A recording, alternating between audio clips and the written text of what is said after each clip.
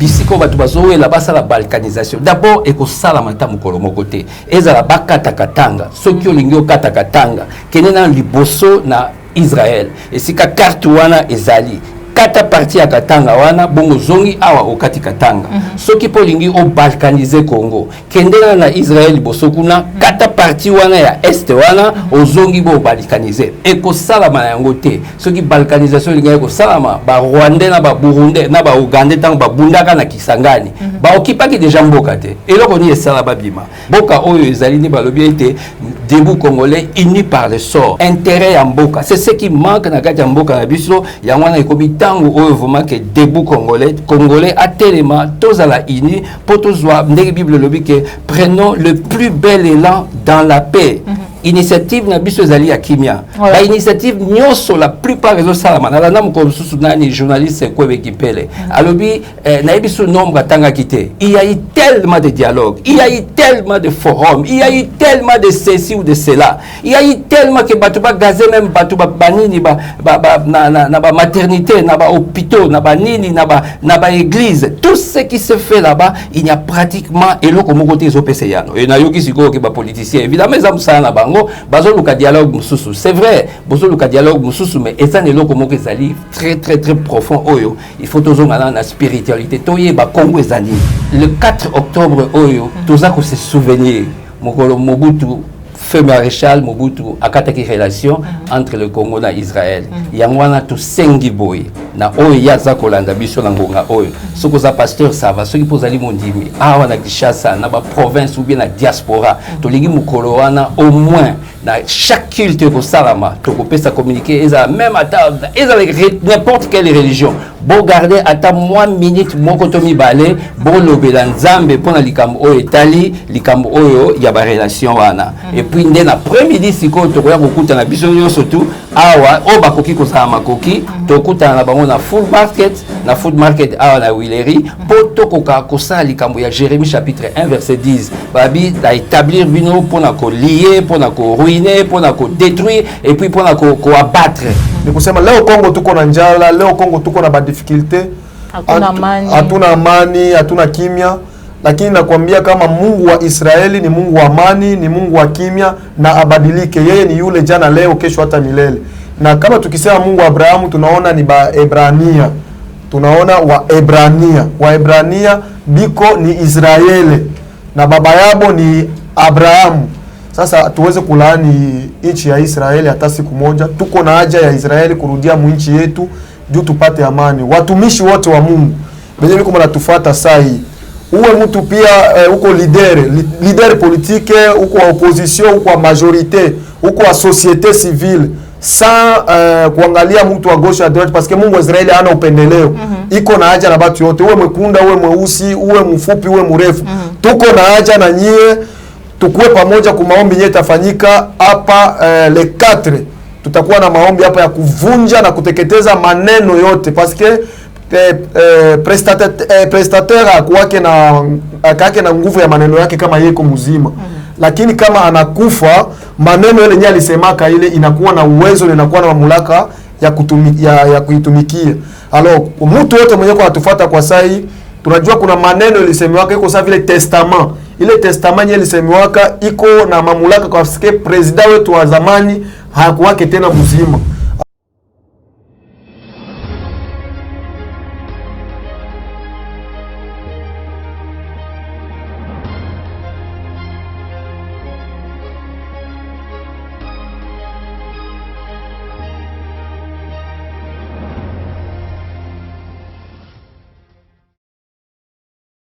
Mbote na bino bandeko balandi ya Plus Clair Télévision la chaîne de vérité mbote na bandeko balandi émission vérité de tout côté et sengeza makasi ko ibaite vous allez belé bo fandi di bosu ya ba poste téléviseur na bino bo simbi ba téléphone ba iPad ba ordinateur po bo fandi bosu ba écran téléviseur pour na kolanda émission vérité de tout côté merci surtout na confiance so bozali ko renouveler na kati la chaîne de vérité na ko senga ka bino mikolo nyonso ete bo continuer ko s'abonner massivement pour na ko rater actualité politique culturelle, sociale, nyonso ozali ko toucher na vie quotidien, vie sociale, vie politique qui y a bas congolais. Voilà, les Lazanina et Sengoya Koyamba Ponabino, un serviteur de Dieu. Il s'appelle le révérend Albert Mbenga. Autre Solana est vraiment Maïtali Mboka Nabiso, mais dans le domaine spirituel, Azali Bongo, président, coordonnateur, fondateur, il y a Congo, Africa Bless Israël. Et puis Azali initiateur, il y a Congo Béni Israël. Pour tout Solana, il y a initiative où il y a Zui, na Maïtali Mboka Nabiso, côté spirituel. Sans plus tarder, on a repris ça Mbote, mon Mboka, révérend pasteur Albert Mbenga. Bonjour, maman Joël, et bonjour, bon après-midi, selon les temps de tout un chacun, là-bas, téléspectateurs, voilà, aux alliés accompagnés d'un des pasteur, bonjour. Voilà. Sans plus tarder, tout le Bélango, révérend, aux initiatives, il y a Sala. Prière du sous Yamboka na bieti salamaki mikolo ute koleka tango mwana mboka Félix Antoine Tshilombo Tshisekedi azui pouvoir a tika kimboka na maboko ya Nzambe obenga ki prière ya nation lelo lisusu ozali ko organiser aux initiatives wana ko organiser prière pour na kotika mboka na maboko na biso dimanche oyo. Quel changement, quelle différence y a-t-il entre prière ou salamaki na ou déjà yo ko sala lisusu? Bon, je pense que la Bible dit que prier sans cesse. Alors, dans la Bible dit prier sans cesse, la Bible dit est frapper, chercher, et puis donc on ne peut pas se relâcher dans la prière. Alors, nous sommes en train de bâtir sur ces fondements, parce que les fondements, il y a autres, akoka kotelema na kati na mboka oyo ya biso pe aloba etatike na maboko ya Nzambe ana ezelo komoko ya munene il faut apprécier yango quel que soit ndenge salamaki oyebi kaka eza mboka ba polémique na mutu alobeli na ndenge na ye mais toujours est-il que c'est un fondement sur lequel nous voulons bâtir maintenant o tolingi to sala kati na ngonga oyo yango ana donc wana prière salamaki ezaki na cadre ya kotika mboka na maboko na Nzambe est-ce que nous briser lien. Bon, évidemment, mon itam batiki mboka na maboko na Nzambe et l'axi siko ke basai na Nzambe nde siko esengeli bako kasiko kozwa mukumba ya koyeba kopesa forme comment makambo ko salama. Bien que nous avons le constat au moni ndenge makambo ezole kana kati na biso basali na Nzambe, bon Nzambe ye moko ayebi. Ça c'est un grand problème. Donc, évidemment, c'est un grand problème.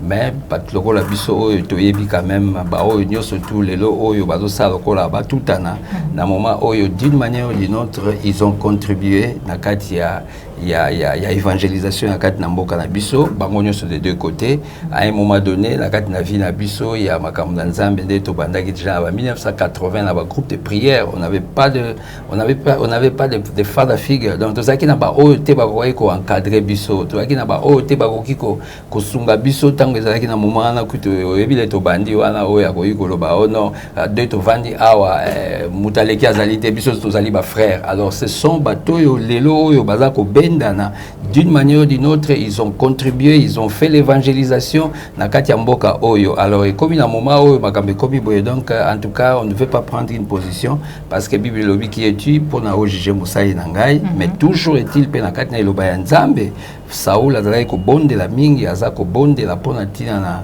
nini Samuel aza kobondela pona Saoul ti moko boye pe Nzambe alobaki na Samuel abitika Samuel tika kobondela po ezana mutu musuna poni donc na kati na likambo na Nzambe ce sont les piliers ce sont bato basali musala na kati na mboka oyo nous avons droit ya ko respecter bango bien qu'à un moment donné Nzambe pe alingi génération mususu eko akotombwa donc je pas vraiment likambo ka ko likolo wana puisque eza de deux côtés le deux d'ailleurs ce qui muta ba première promotion en 1999 ba bandaki makamba lemir moi j'étais présent donc parmi les 26 premiers pasteurs oyo pasteur quand bishop Kankenza abondelaki pona na pona tangu ya vraiment nini les miracles le komi RSC biso toza première promotion wana donc yem to saki ordination ngai OK pa ya papa Sony ogomona market o vanda lem na ba télévision o vandi donc o lingo lexa ria zo lekate azoteya donc ils ont fait quelque chose na kat na bomo na biso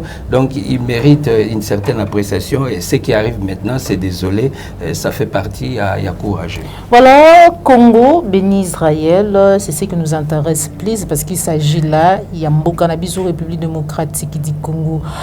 Révérend Albert, Mboka Nabiso, actuellement, il y a une situation inizali. Oyebi tous allez vraiment na crise makasi bande ko na biso pour la yebi ete na mikolo izali koya bo kene na ngambu ya est pour na kosa la prière toujours pour la paix. De l'autre côté, Congo béni Israël, baye batu ko bazali ko agresser biso les ceux que nous subissons aujourd'hui, ces ali batuana. Autant mususu bi que nous tous allez ko briser ba lien le lenge nini Mobutu a rompa qui relation na Israël et que ceux qui biso lelo to pamboli Israël le lengi makomi et le billet ceux qui yo ko pambola Israël na ko pambola je bénirai la nation yo ko pambola Israël mais kasi na contexte actuel hein agression ba makambo beto ko subir ba mboka wana notamment Israël azali na kati parce que derrière ce que l'andeliti trouver que non Israël azapika quelque part na maye ko koma surtout na ngambo boko kiende. Vous ne trouvez pas que non te tango ko lobe Congo to béni Israël alors que quelque part Israël azana na kati makambo na biso surtout e ko koma na est ko mona monde. Bon, je pense que il y a des choses que Togoyi va dissocier Katiwana. Et ça, homme d'affaires au bazali juif, bazali Kati même Yambo Kanabiso, mais ça n'a ndenge Togobi nation, nation zéro comme Soussou.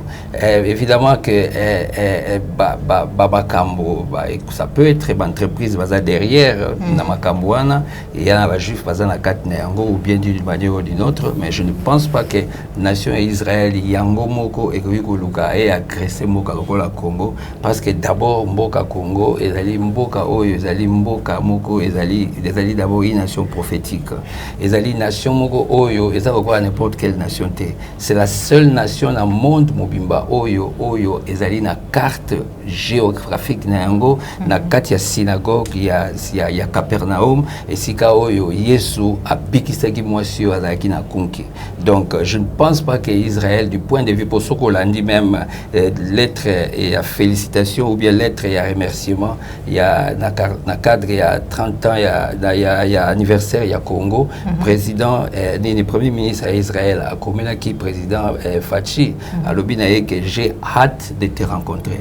Nazali vraiment na poussana kutana le plus rapidement possible. Voilà politiquement. Ça c'est politiquement évidemment. Alors c'est ça. Alors bisonde siko da cadre na biso ezali likambo bana na Nzambe. Ezali likambo na bana na Nzambe ke likambo Israël ezali likambo kakate ba politique ba kotana yango.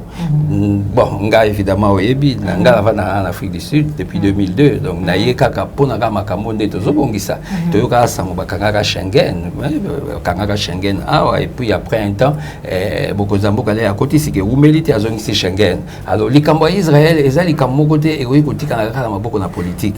Likambo na Israël ezali la arche de l'alliance elingi ezonga.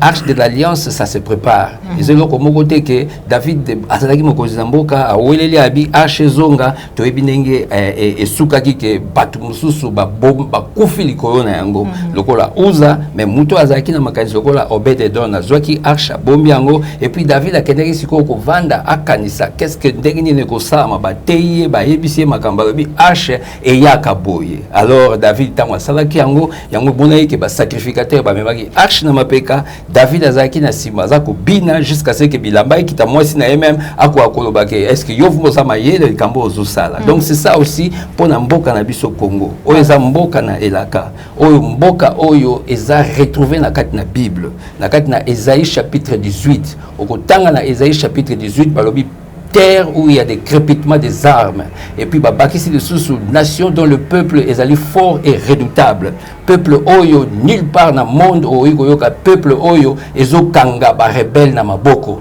ezali mboka oyo ya biso Congo bisiko batu bazowe la basa la balkanisation d'abord ekosala mata mukolo mokote ezala bakata katanga soki olingi okata katanga kenena liboso na Israël et sika carte wana ezali kata parti ya katanga wana bongo zongi awa okati katanga soki polingi o balkaniser Congo kendela na Israël boso kuna kata partie wana ya est wana ozongi bo balkaniser et ko salama yango te soki balkanisation linga ko salama ba Rwandais na ba Burundais na ba Ougandais tant ba bundaka na Kisangani ba okipaki déjà mboka te eloko ni esala ba bima mboka oyo ezali ndenge balobi debout congolais ezali mboka oyo ezali ni balobi ete debout congolais unis par le sort ce qui manque na kati mboka oyo toza koyeba te Congo central bit ya Congo central ezanini Katanga musana na bango nini Équateur donc toutes les provinces mutuna mutazali na azali na ba réalité na ye ndeko mona na kati na Bible likambo Israël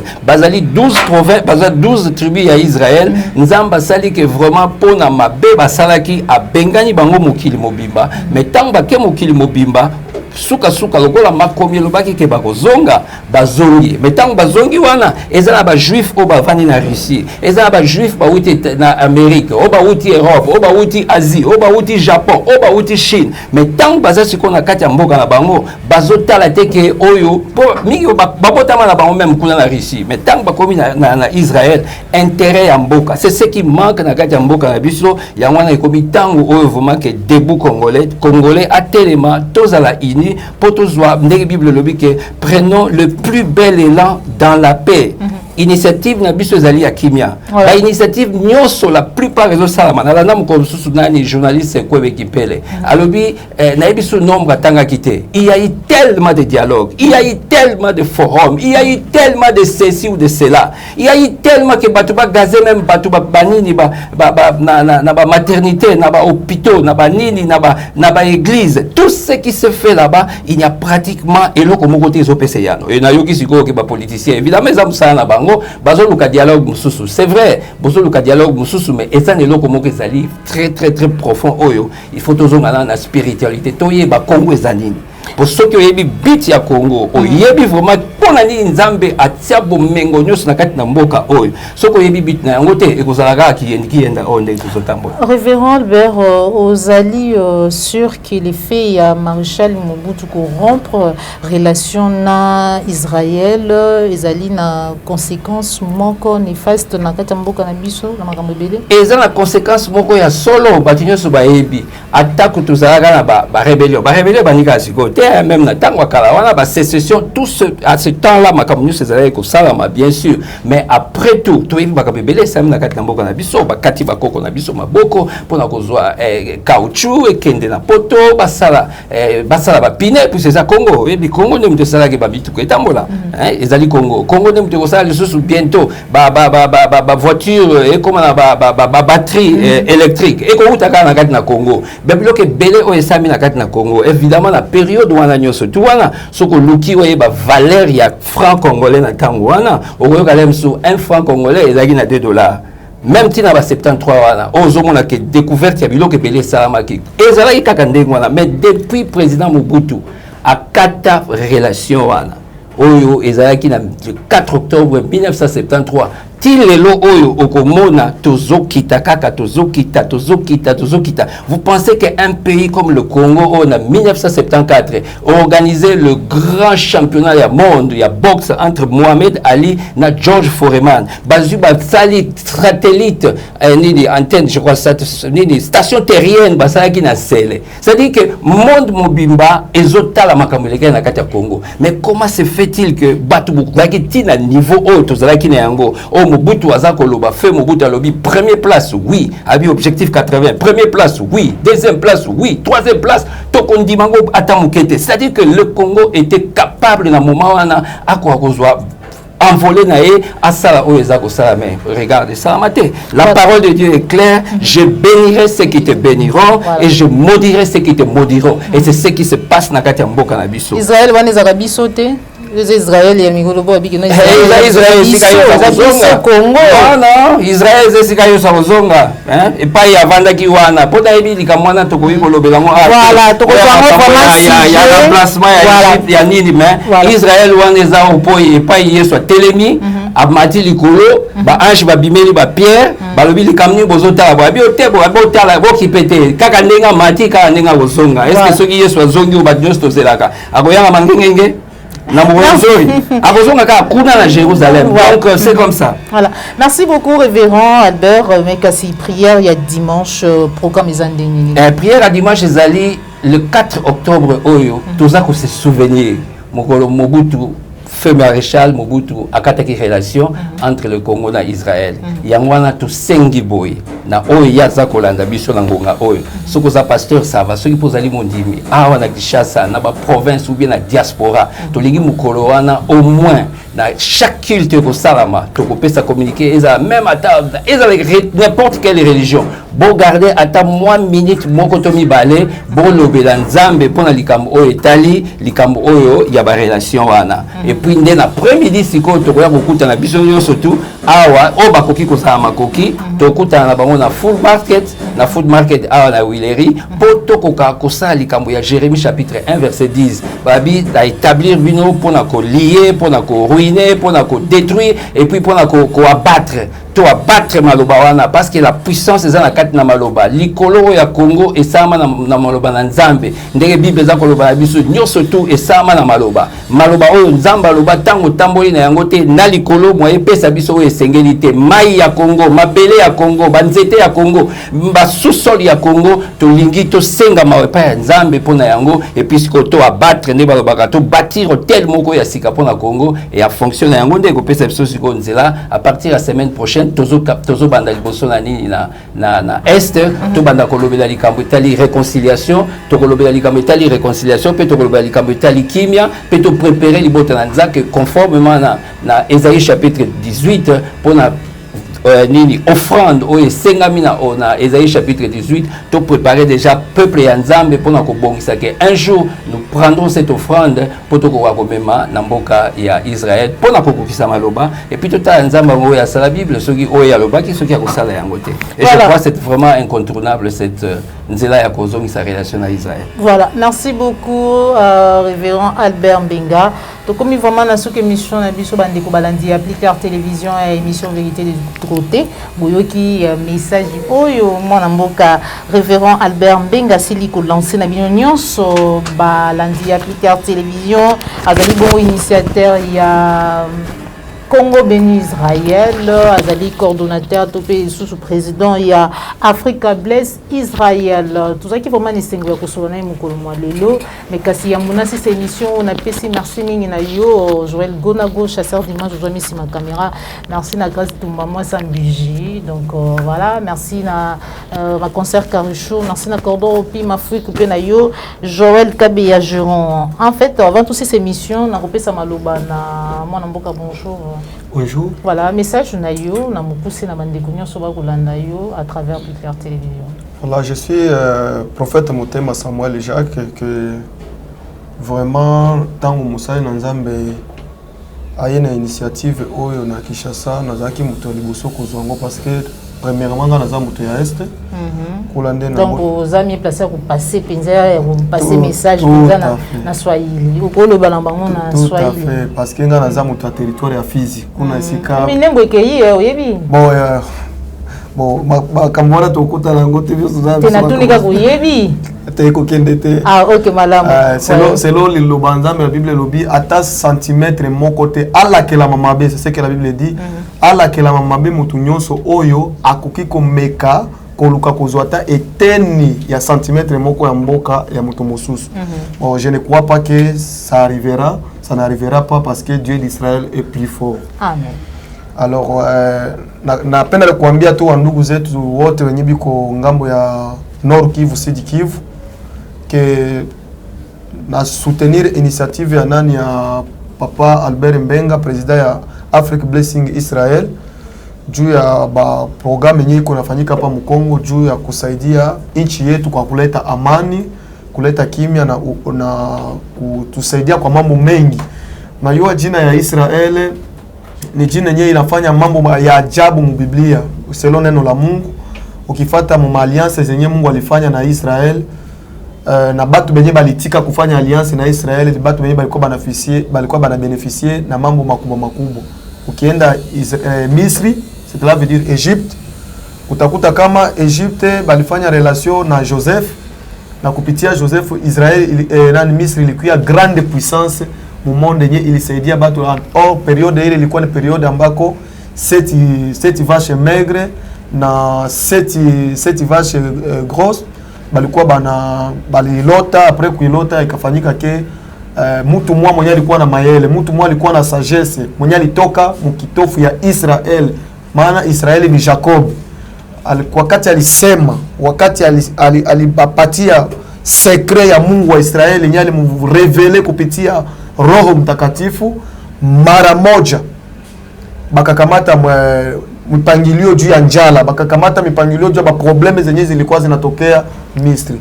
Ni kusema leo Kongo tuko na njala, leo Kongo tuko na difficulty, hatuna amani, hatuna kimya, lakini nakwambia kama Mungu wa Israeli ni Mungu wa amani, ni Mungu wa kimya na abadilike. Yeye ni yule jana, leo, kesho hata milele. Na kama tukisema Mungu wa Abrahamu tunaona ni Waebrania. Tunaona Waebrania biko ni Israeli na baba yabo ni Abrahamu. Sasa tuweze kulaani nchi ya Israeli hata siku moja. Tuko na haja ya Israeli kurudia mwinchi yetu juu tupate amani. Watumishi wote wa Mungu benye biko mnatufuata saa hii, uwe mtu pia uko leader politique, uko wa opposition, uko wa majorité, uko wa société civile, sans kuangalia mtu wa gauche à droite, parce que Mungu wa Israeli hana upendeleo. Iko na haja na watu wote, uwe mwekunda, uwe mweusi, uwe mfupi, uwe mrefu. Tuko na haja na nyie, tukue pamoja kwa maombi yenye tafanyika hapa le 4. Tutakuwa na maombi hapa ya kuvunja na kuteketeza maneno yote, parce que prestataire akake na nguvu ya maneno yake kama yeko mzima. Lakini kama anakufa, maneno ile yenye alisemaka ile inakuwa na uwezo na inakuwa na mamlaka ya kuitumikia. Alors mtu wote mwenye kwa atufuata kwa sai, tunajua kuna maneno ilisemewaka iko sawa vile testament. Ile testament ile ilisemewaka iko na mamlaka kwa sababu president wetu wa zamani hakuwake tena mzima. Alors wewe peke mlawia akisema kama kufanya pacte na diable tutaifanya. Alors sisi hatuko pale, tunahitaji kama Mungu wa Israeli hakuja kutawala nchi ya Kongo. Kwa sababu makabila zetu za mingi ziko na utamaduni, yani iko na maasilia yenye inafanana na ya Israeli. Ataki Biblia. Kwa Israeli banasema usiue. Huku pia kuma asili yetu ya huku kwetu tutakia kuta banasema pia usiue. Usizini na bibi ya mtu. Kwetu pia tutakia kuta banasema usizini. Surtout naomba kila mtu tafuta amani, kuleta umoja na upendo. Asante sana kwa ndugu wote wiko hapa Kinshasa banatufuata kupitia hii mtandao, na msikose kuendelea kufuata programu zetu zingine zote kupitia hii mtandao. Okay, kama munaisha programu ya prière ya ile itapita kule mungambu ya este bosa susu nini? Okay, Biblia inatuambia kama mulie na wanaolia, mucheke na wanaocheka. Ni kusema kama tuko akere china shi tuko tunasufrir, tuko tunalia gisi bandugu yetu biko banateseka kule kueste. Bona atukondane mtu, Mungu yeye peke anajua, parce que Biblia inatuambia kile mtu atapanda atakivuna. Shetu tunapanda Mungu wa Israeli mkongo. Na wakati uko unapanda Mungu wa Israeli, unajua tu habari ya Balaki na Balama. Wakati Mungu anasema nilisha bariki, vile Mungu alipendaka Israeli alishakaipenda. Na shie tunakamatana na ule Mungu wa Israeli. Mwa peke Yesu tunajua tuliingia mumabilima, tunakimbia mvua iko natunyeshea, batoto banazalika ndani ya pori. Tuko nenda tunachomewa na miba na vitu vingine. Tulibebeshewa mizigo, tulikulishwa manyama ya mtu, bakotosha lisikio yako, banakutia uikule wewe peke. Bila vitu yote bilipita kule, tunayua tunakuya na jina la Mungu wa Israeli. Jina la Mungu wa Israeli italeta amani. Na kama tunasema Mungu wa Israeli, tunaona Israeli, c'est-à-dire bandugu yetu ya Israeli biko wanapenda batafika hapa Kongo, kwa sababu ni solution tunaona inashinda FCC, inashinda Kashe, inashinda Lamuka, inashinda Mungu ko juu ya kila kitu. Voilà. Accent. Ni semeni accent wafako. Accent wafako. Accent wafako. Voilà. Révérend Albert Mbenga, tout comme na soki émission na biso. Message na yo na mukuse na mandeko so bazali bolanda. Message ezali kaka que likambo ya Israël to simba yango na maboko. Et puis, je suis la personne que collaborateur il y a président Fachi, Senga Gingana Koutanisaye, na principaux dirigeants juifs d'Afrique du Sud. ngande munakutanisa ki président et puis ya momoni masolo yango etombwami matati ekomaki même na niveau ya Israël que premier ministre ya Israël abenga ye pour féliciter yango likambo wana tozoba na longonya na président ndenge ozwaki décision wana ya makasi wana lobi ke ozozongisa relation diplomatique entre Congo na Israël. Vous avez tenu parole na maloba oyo lobaki devant ngai na bakonzi ya ba juif. Alors nous vous félicitons pour cela, mais nous voulons travailler elongo na yo toyeba koyeba ko encourager yo et puis ko kende na yo elongo na likambo oyo etali relation ya Israël puisque ezaka du côté diplomatique mais c'est surtout côté spirituel. Alors il fait ça na malamu ko eteza na ba uza ba kufa pona likambo oyo eza na ba obede dom ba ko pambola mapona likambo oyo. Matondo mingi révérend Albert Mbinga tout comme na suka ya émission na biso je crois que non cette fois-ci na ko désannoncer émission na Swahili njo hapa émission hii inaisha tunaonana tutaonana ku food market mais mimi napenda kusema tutaonana mu émission ingine voilà au revoir banasema tena nini. Ok, tutaonana mbaki mzuri. Ok, mbaki mzuri. Ok, kwaheri. Bye bye. Voilà, on se retrouve au prochain numéro. Au revoir.